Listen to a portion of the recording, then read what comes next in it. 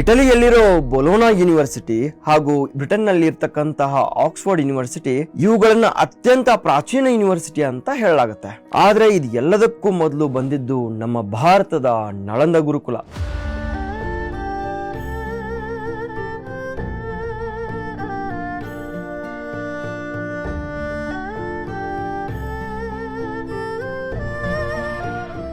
ನಳಂದ ಬಹಳ ಸುಂದರವಾದ ಗುರುಕುಲ. ಕುಶಾಣರ ವಾಸ್ತುಶಿಲ್ಪದಲ್ಲಿ ಕೆಂಪು ಇಟ್ಟಿಗೆಗಳಿಂದ ನಿರ್ಮಿಸಲ್ಪಟ್ಟ ವಿದ್ಯಾಪೀಠ.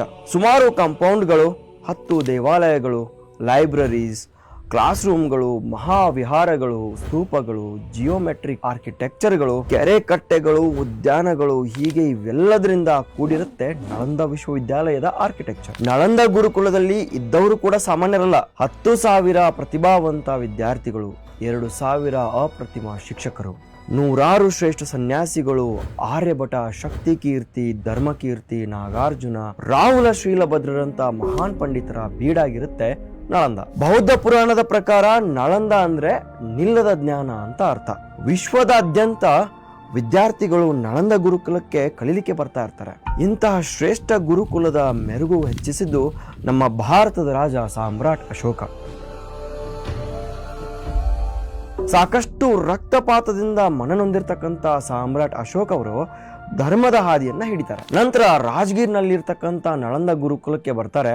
ಮೊದಲೇ ಬೌದ್ಧ ಧರ್ಮದ ಪರಿಪಾಲಕ ಆಗಿರ್ತಕ್ಕಂಥ ಸಾಮ್ರಾಟ್ ಅಶೋಕ್ ನಳಂದದಲ್ಲಿ ಬೌದ್ಧರ ಸ್ತೂಪವನ್ನು ನಿರ್ಮಾಣ ಮಾಡ್ತಾರೆ. 2 ಮಹಾವಿಹಾರಗಳನ್ನು ಕಟ್ಟಿಸ್ತಾರೆ. ಸಾಮ್ರಾಟ್ ಅಶೋಕರ ನಂತರ ನಳಂದಕ್ಕೆ ಬರೋದು ಗುಪ್ತರ ಆಳ್ವಿಕೆ. ಗುಪ್ತರ ಕಾಲದಲ್ಲಿ ಜನರಿಗೆ ಚಿನ್ನ, ಬೆಳ್ಳಿ, ವಜ್ರ, ವೈಡೂರ್ಯ, ಹವಳ, ಮುತ್ತು, ರತ್ನಗಳನ್ನ ದಾನವಾಗಿ ನೀಡ್ತಾ ಇರ್ತಾರೆ. ಆದ್ರಿಂದಲೇ ಗುಪ್ತರ ಕಾಲವನ್ನ ಸುವರ್ಣ ಯುಗ ಅಂತ ಕರೆಯಲಾಗುತ್ತೆ. ಅದರಲ್ಲಿ 1ನೇ ಕುಮಾರಗುಪ್ತ ನಳಂದದ ಅಭಿವೃದ್ಧಿಗೆ ಹೆಚ್ಚು ಆದ್ಯತೆಯನ್ನು ನೀಡ್ತಾರೆ. ರಾಜ ಕುಮಾರಗುಪ್ತ ಅವರಿಗೆ ಈ ನಳಂದ ಗುರುಕುಲವನ್ನ ಯೂನಿವರ್ಸಿಟಿಯಾಗಿ ಬದಲಾಯಿಸುವ ಮನಸ್ಸು ಬರುತ್ತೆ. ಆಗ ತಮ್ಮ ಪ್ರಾಂತಕ್ಕೆ ಬರ್ತಕ್ಕಂತ ಕೊಡುಗುಗಳನ್ನ ನಳಂದದಲ್ಲಿ ಅನೇಕ ಮಹಾವಿಹಾರಗಳನ್ನ ನಿರ್ಮಿಸ್ತಾರೆ. ಗುಪ್ತರ ಆಳ್ವಿಕೆ ನಂತರ ನಳಂದವನ್ನ ಬ್ಯೂಟಿಫೈ ಮಾಡಿದ್ದು ವರ್ಧನ ವಂಶದ ಮಹಾರಾಜ ಹರ್ಷವರ್ಧನ. ಹರ್ಷವರ್ಧನ ಸುತ್ತಮುತ್ತಲಿನ ಹಳ್ಳಿಗಳಿಂದ ಬರುವ ಆದಾಯವನ್ನ ನಳಂದದ ಅಭಿವೃದ್ಧಿಗಂತಲೇ ಮೀಸಲಿಟ್ಟಿರ್ತಾರೆ. ಈ ಗುರುಕುಲದಲ್ಲಿ ಬೌದ್ಧ ಧರ್ಮಕ್ಕೆ ಹಾಗೂ ಬೌದ್ಧರ ಕಲಿಕೆಗೆ ಹೆಚ್ಚು ಆದ್ಯತೆ ನೀಡ್ತಾರೆ. ಅಲ್ಲದೆ ನಳಂದ ಗುರುಕುಲದವರಿಗೆ ಬೇಕಾದ ಸಕಲ ಸವಲತ್ತನ್ನು ನೀಡಲಾಗ್ತಾ ಇರುತ್ತೆ. ಆಗ ರಾಜ ಹರ್ಷವರ್ಧನರ ಆಸ್ಥಾನಕ್ಕೆ ಬಂದಿದ್ದು ಚೀನಿ ಪ್ರವಾಸಿ ಹ್ಯುಯಿನ್ ತ್ಸಾಂಗ್. ಇದೇ ನಳಂದ ಗುರುಕುಲದಲ್ಲಿ ಸುಮಾರು 2 ವರ್ಷಗಳ ಕಾಲ ಇರ್ತಾರೆ.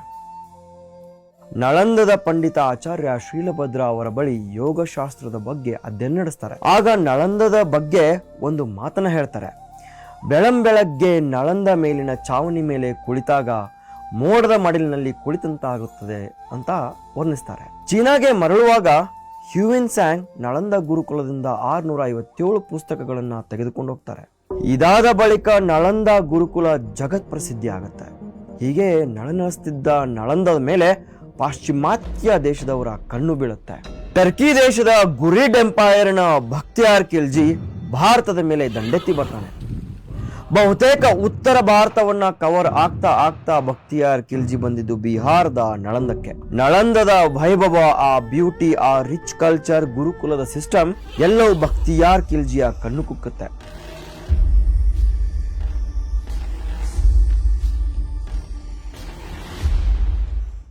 ಹೀಗಿರುವಾಗಲೇ ಖಿಲ್ಜಿಗೆ ಒಂದು ಕಾಯಿಲೆ ಎದುರಾಗುತ್ತೆ. ಬಖ್ತಿಯಾರ್ ಖಿಲ್ಜಿಯ ಕಾಯಿಲೆ ಟರ್ಕಿ ಹಕೀಮ್ಗಿಂತಲೂ ಸಹ ವಾಸಿಯಾಗಲ್ಲ. ಆಗ ಖಿಲ್ಜಿಯ ಸೇನಾಧಿಪತಿ ನಳಂದದ ಪಂಡಿತರ ಬಗ್ಗೆ ಹೇಳ್ತಾರೆ. ಸೇನಾಧಿಪತಿ ಮಾತಿನಂತೆ ಬಖ್ತಿಯಾರ್ ಖಿಲ್ಜಿ ಆಚಾರ್ಯ ರಾಹುಲ ಶ್ರೀಲಭದ್ರರ ಬಳಿ ಹೋಗ್ತಾನೆ ಮತ್ತು ಅವರ ಪಾಂಡಿತ್ಯಕ್ಕೆ ಸವಾಲೊಂದನ್ನ ಹಾಕ್ತಾನೆ. ನಾನು ನಿಮ್ಮ ದೇಶದ ಯಾವುದೇ ಔಷಧಿಯನ್ನ ಉಪಯೋಗಿಸೋದಿಲ್ಲ. ನೀವು ಯಾವುದೇ ಔಷಧಿ ಇಲ್ಲದೆ ನನ್ನ ರೋಗವನ್ನ ಗುಣಪಡಿಸಬೇಕು. ಇಲ್ಲವಾದಲ್ಲಿ ನಿಮ್ಮನ್ನ ನಾನು ಕೊಂದಾಕ್ತೀನಿ ಅಂತ ಹೇಳ್ತಾನೆ. ಆಚಾರ್ಯರು ಖಿಲ್ಜಿಗೆ ಪವಿತ್ರ ಕುರಾನ್ ಪುಸ್ತಕವನ್ನ ನೀಡಿ ಪ್ರತಿದಿನ ಇದನ್ನ ಓದ್ಕೋಬೇಕು ಅಂತ ಸೂಚಿಸ್ತಾರೆ. ಸೊ ಖಿಲ್ಜಿ ಕೂಡ ಅದೇ ರೀತಿ ಮಾಡ್ತಾನೆ. ನೋಡ್ತಿದ್ದಂತೆ ಖಿಲ್ಜಿಯ ರೋಗ ಮಾಯವಾಗುತ್ತೆ. ಅಂದಿನ ಕಾಲದಲ್ಲಿ ಆಯುರ್ವೇದದ ಪಂಡಿತರ ಜ್ಞಾನ ಟರ್ಕಿಯ ಹಕೀಮ್ಗಿಂತಲೂ ಶ್ರೇಷ್ಠವಾಗಿರುತ್ತೆ. ಆಚಾರ್ಯರು ಕೂಡ ಕೊಟ್ಟಿರ್ತಕ್ಕಂಥ ಕುರಾನಿನ ಪುಸ್ತಕದ ಪುಟಗಳಿಗೆ ಆಯುರ್ವೇದದ ಔಷಧಿಯನ್ನ ಸವರಿರ್ತಾರೆ. ಪ್ರತಿ ಬಾರಿ ಖಿಲ್ಜಿ ಕುರಾನಿನ ಪುಟಗಳನ್ನ ತಿರುಗಿಸ್ತಾ ಇದ್ದಂಗೆ ಆತ ತನ್ನ ಬೆರಳುಗಳನ್ನ ನೆಕ್ತಾ ಇರ್ತಾನೆ. ಪುಸ್ತಕದಲ್ಲಿ ಸವರಿದ್ದ ಔಷಧಿ ಆ ಮೂಲಕ ಔಷಧಿ ಖಿಲ್ಜಿಯ ಹೊಟ್ಟೆ ಸೇರಿರುತ್ತೆ. ಆದ್ದರಿಂದ ಖಿಲ್ಜಿಯ ಕಾಯಿಲೆ ಮಾಯವಾಗಿರುತ್ತೆ. ಇದನ್ನ ತಿಳಿದ ಖಿಲ್ಜಿಗೆ ಈ ಬಗ್ಗೆ ಸಂತೋಷ ಆಗೋ ಬದಲು ಭಾರತದ ಆಯುರ್ವೇದದ ಬಗ್ಗೆ ಅಸೂಯೆ ಹುಟ್ಟುತ್ತೆ. ನಂತರ ಖಿಲ್ಜಿ ಆಯುರ್ವೇದವನ್ನ ನಿರ್ಮೂಲನೆ ಮಾಡೋಕೆ ಮುಂದಾಗ್ತಾನೆ. ಇದೇ ಅಸೂಯೆ ಕೊನೆಗೆ ಇಡೀ ಭಾರತೀಯರಿಗೆ ಶಾಪವಾಗುತ್ತೆ. ಅದು 1193ರ ಕಾಲಘಟ್ಟ. ಎಲ್ಲಿ ನೋಡಿದ್ರಲ್ಲಿ ಬೆಂಕಿಯ ಆಹುತಿ. ಆ ಗುರುಕುಲ ಬೆಂಕಿಯ ಉರಿಯಲ್ಲಿ ಸುಟ್ಟು ಹೋಗುತ್ತೆ. ಬೃಹತ್ ಚಾವಣಿಗಳು, ಅಲ್ಲಿದ್ದ 90 ಲಕ್ಷಕ್ಕೂ ಅಧಿಕ ಪುಸ್ತಕಗಳು, ಮನುಸ್ಮೃತಿಗಳೆಲ್ಲ ಮಾರಣ ಹೋಮವಾಗುತ್ತೆ. ಅಲ್ಲಿದ್ದ ಒಂದೊಂದು ಪುಸ್ತಕವು ಖಗೋಳ, ಗಣಿತ, ಧರ್ಮಶಾಸ್ತ್ರ, ಅತೀತ ದರ್ಶನ ಅಂದರೆ ಮೆಟಾಫಿಸಿಕ್ಸ್, ಫಿಲಾಸಫಿ, ವ್ಯಾಕರಣ, ಆಯುರ್ವೇದದಂಥ ದೊಡ್ಡ ಕಥೆಗಳನ್ನು ಹೇಳುವಂತಿರುತ್ತೆ. ಇದೆಲ್ಲ ಅನಾಹುತಗಳ ಹಿಂದೆ ಇದ್ದದ್ದು ಒಂದೇ ಒಂದು ಧಾರ್ಮಿಕ ದ್ವೇಷ ಮತ್ತು ಓರ್ವ ವ್ಯಕ್ತಿಯಲ್ಲಿ ಇರ್ತಕ್ಕಂಥ ಇನ್ಸೆಕ್ಯೂರಿಟಿ ಮನಸ್ಥಿತಿ. ಇಡೀ 57 ಎಕರೆ ಪ್ರದೇಶವೆಲ್ಲವೂ ಬೆಂಕಿಯಲ್ಲಿ ಸುಟ್ಟು ಹೋಗುತ್ತೆ. ಇದಕ್ಕೆ ಸಂಬಂಧಪಟ್ಟಂತೆ ಈಗಲೂ ಸಹ ಬಿಹಾರ ಪುರಾತತ್ವ ಇಲಾಖೆಯಲ್ಲಿ ಸಾಕ್ಷಿ ಇದೆ. ಕೇವಲ ನಳಂದ ಗುರುಕುಲ ಮಾತ್ರ ಅಲ್ಲ, ಅಕ್ಕಪಕ್ಕದ ವಿಕ್ರಮಶೀಲ ವಿಶ್ವವಿದ್ಯಾಲಯ, ವೇದಾಂತಪುರಿ ವಿದ್ಯಾಪೀಠಕ್ಕೂ ಬೆಂಕಿ ಹಚ್ಚಲಾಗತ್ತೆ. ಒಟ್ನಲ್ಲಿ ಭಾರತದ ಜ್ಞಾನಲೋಕವನ್ನ ಖಿಲ್ಜಿ ಛಿದ್ರ ಮಾಡ್ತಾನೆ. ಇನ್ನು ಬಖ್ತಿಯಾರ್ ಖಿಲ್ಜಿ ಹಚ್ಚಿದ್ದ ಬೆಂಕಿ ಸುಮಾರು 3 ತಿಂಗಳವರೆಗೆ ಆರೋದಿಲ್ಲ, ಹಾಗೂ ಆ ಬೆಂಕಿಯನ್ನ ಆರೋದಕ್ಕೂ ಬಿಡೋದಿಲ್ಲ. ಬೆಂಕಿಯಲ್ಲಿ ಹೊತ್ತಿ ಊರಿದ ನಳಂದ ಗುರುಕುಲದವರ ಕೂಗು ಇಡೀ ಬಿಹಾರವನ್ನ ಮೂಕವಾಗಿಸುತ್ತೆ. ನಳಂದ ಚಾವಣಿಗಳ ಆಕ್ರಂದನ ಮುಗಿಲು ಮುಟ್ಟುತ್ತೆ. ಕೇವಲ ಒಂದೇ ಒಂದು ದ್ವೇಷ ಸಾವಿರಾರು ಸ್ಟೂಡೆಂಟ್ಗಳ ಕನಸನ್ನ ನುಚ್ಚು ನೂರಾಗಿಸುತ್ತೆ. ಈ ಪ್ರಾಂತ್ಯದಲ್ಲಿ ಬೌದ್ಧ ಧರ್ಮ ಸಂಪೂರ್ಣವಾಗಿ ನಾಶವಾಗುತ್ತೆ. ನಳಂದದ ಸುತ್ತಮುತ್ತಲಿನ ಜನರನ್ನೂ ಸಹ ಬಿಡೋದಿಲ್ಲ. ಇದಕ್ಕೆ ನಡುಗಿದ ಜನ ತಮ್ಮ ತಮ್ಮ ಜೀವ ಉಳಿಸ್ಕೊಳ್ಳೋಕೆ ಸಿಕ್ಕ ಊರುಗಳಿಗೆ ಹೋಗ್ತಾರೆ. ಬಖ್ತಿಯಾರ್ ಖಿಲ್ಜಿ ಇಡೀ ಪೂರ್ವ ಭಾರತದಲ್ಲಿ ಬೌದ್ಧ ಧರ್ಮವನ್ನ ಅಂತ್ಯಗೊಳಿಸ್ತಾನೆ. ಇಸ್ಲಾಂ ಧರ್ಮವನ್ನ ಪ್ರಚಾರ ಮಾಡಲಿಕ್ಕೆ ಸ್ಟಾರ್ಟ್ ಮಾಡ್ತಾನೆ. ಈ ಬಗ್ಗೆ ಲೇಖಕ ಮಿನಾಜ್ ಇ ಸಿರಾಜ್ ತಮ್ಮ ಪುಸ್ತಕ ತಬಕತ್ ಇ ನಾಸಿರಿ ಪುಸ್ತಕದಲ್ಲಿ ಇದನ್ನ ವಿವರವಾಗಿ ಹೇಳಿದ್ದಾರೆ. ಸಾವಿರಾರು ಸನ್ಯಾಸಿಗಳನ್ನ ಹೇಗೆ ಖಿಲ್ಜಿ ಹತ್ಯೆ ಮಾಡಿದ್ದಾರೆ ಅನ್ನೋದನ್ನ ಈ ಪುಸ್ತಕದಲ್ಲಿ ಹೇಳಿಕೊಂಡಿದ್ದಾರೆ. ಅಂದ ಹಾಗೆ ಬಖ್ತಿಯಾರ್ ಖಿಲ್ಜಿ ಮಾತ್ರ ನಳಂದದ ಮೇಲೆ ಕಣ್ಣು ಹಾಕಲಿಲ್ಲ. ಅದೆಷ್ಟೋ ಹೋನರು, ಶಾಕರು, ಟರ್ಕಿಯರು, ಮೊಘಲರು, ನಿಜಾಮರು, ಕೊನೆಗೆ ಬ್ರಿಟಿಷರು ಸಹ ಭಾರತದ ಎಜುಕೇಶನ್ ಸಿಸ್ಟಮ್ ಅನ್ನ ಟಾರ್ಗೆಟ್ ಮಾಡ್ತಾರೆ. ಪುಸ್ತಕ ಹಿಡಿಯೋ ಕೈಗಳನ್ನ ಜೀತಕ್ಕಿಡ್ತಾರೆ. ಆಯುರ್ವೇದದ ತವರಿನಲ್ಲಿ ಆಯುರ್ವೇದ ಪಂಡಿತರಿಗೆ ಸಿಕ್ಕಿದ್ದು ಸಾವಿನ ಭವನೆ. ಭವ್ಯ ಭಾರತದ ಜನರ ಬಾಳು ಹೀನಾಯವಾಗೋಕೆ ಶುರುವಾಗುತ್ತೆ. ಇಡೀ ಜಗತ್ತಿಗೆ ಝೀರೋ ಕಂಡು ಕೊಟ್ಟಿರ್ತಕ್ಕಂಥ ಭಾರತದ ಪಂಡಿತರಾದ ಆರ್ಯಭಟ ಕೂಡ ಇದೇ ನಳಂದ ಗುರುಕುಲದವರೇ. ಎಂತಹ ವಿಜ್ಞಾನಿಗೂ ಸಹ ಸೆಡ್ಡು ಹೊಡೆಯುವ ಪ್ರತಿಭೆ ನಮ್ಮ ಭಾರತದಲ್ಲಿ ಇರುತ್ತೆ. ಟರ್ಕಿ ದೊರೆಗಳ ಅಟ್ಟಹಾಸದ ನಂತರ ಬಂದದ್ದೇ ಬ್ರಿಟಿಷ್ ಈಸ್ಟ್ ಇಂಡಿಯಾ ಕಂಪನಿ. ಭಾರತಕ್ಕೆ ವ್ಯಾಪಾರಕ್ಕೆ ಹೆಸರಲ್ಲಿ ಬಂದಿರತಕ್ಕಂತ ಬ್ರಿಟಿಷ್ ಈಸ್ಟ್ ಇಂಡಿಯಾ ಕಂಪನಿ ಭಾರತದ ಜನರನ್ನೇ ವ್ಯಾಪಾರ ಮಾಡ್ಲಿಕ್ಕೆ ಸ್ಟಾರ್ಟ್ ಮಾಡ್ಬಿಡುತ್ತೆ. ಪಂಡಿತರು, ಆಚಾರ್ಯರನ್ನ ಮನೆಯ ಕೆಲಸಕ್ಕೆ ಬಳಸ್ಕೊಳ್ತಾರೆ. ನಮ್ಮಲ್ಲಿದ್ದ ಜ್ಞಾನ ಅವರ ಹೊಟ್ಟೆ ಕಿಚ್ಚಿಗೆ ಬಲಿಯಾಗುತ್ತೆ.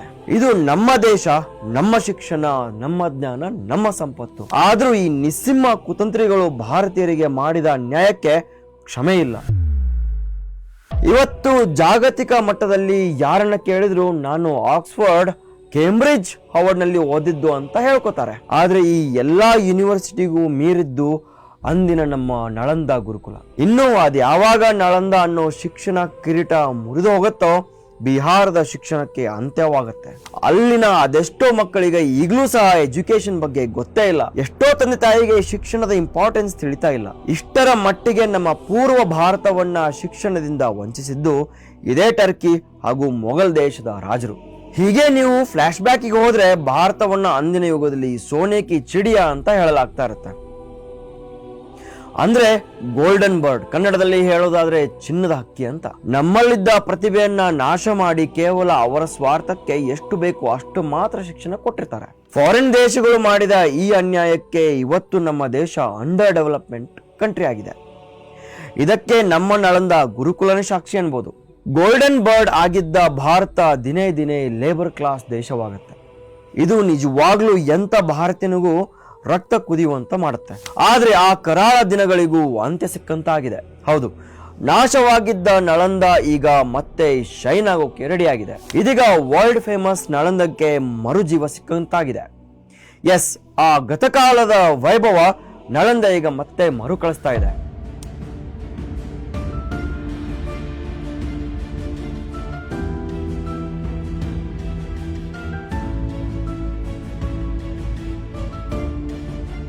ಬಿಹಾರದ ರಾಜ್ಗೀರ್ ಸಾಕ್ಷಿಯಾಗಿದ್ದು ಇಂದಿನ ಈ ಹಿಸ್ಟೋರಿಕಲ್ ದಿನಕ್ಕೆ. 3ನೇ ಬಾರಿ ಪ್ರಧಾನಮಂತ್ರಿಯಾದ ನರೇಂದ್ರ ಮೋದಿ ಅವರು ನಮ್ಮ ದೇಶದ ಅತ್ಯಂತ ಹಳೆಯ ಯೂನಿವರ್ಸಿಟಿ ನಳಂದದ ಹೊಸ ಕ್ಯಾಂಪಸ್ ಅನ್ನು ಇನಾಗ್ರೇಟ್ ಮಾಡಿದ್ದಾರೆ.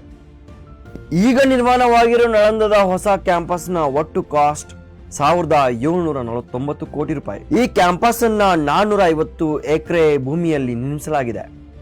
ಈ ಕ್ಯಾಂಪಸ್ನಲ್ಲಿ 1890 ಸಿಟ್ಟಿಂಗ್ಗಳಿರೋ 40 ಕ್ಲಾಸ್ ರೂಮ್ಗಳಿವೆ, 2 ಎಜುಕೇಶನ್ ಬ್ಲಾಕ್ಗಳು, 300 ಸಿಟ್ಟಿಂಗ್ಗಳಿರೋ 2 ಆಡಿಟೋರಿಯಂಗಳು ಇವೆ, 197 ಸ್ಟಾಫ್ಗಳಿಗೆ ಕ್ವಾರ್ಟರ್ ಸಹ ಮಾಡಲಾಗಿದೆ. ಬೃಹತ್ dining hall, biggest play ground, ಒಟ್ಟಾರೆಯಾಗಿ 1900 ಸ್ಟೂಡೆಂಟ್ಗಳು ಇರೋ ಕೆಪಾಸಿಟಿ ಇದೆ. ಇಂತಹ ಒಂದು ಯೂನಿವರ್ಸಿಟಿಗೆ ವಿಶ್ವಸಂಸ್ಥೆಯ ಯುನೆಸ್ಕೋ ಕೂಡ ಶಹಬಾಷ್ಗಿರಿ ನೀಡಿದೆ. 2016ರಲ್ಲಿ ನಳಂದ ಮಹಾವಿಹಾರ ತಾಣ ವರ್ಲ್ಡ್ ಹೆರಿಟೇಜ್ ಸೈಟ್ ಅನ್ನು ಕಿರೀಟ ಸಹ ಸಿಕ್ಕಿದೆ.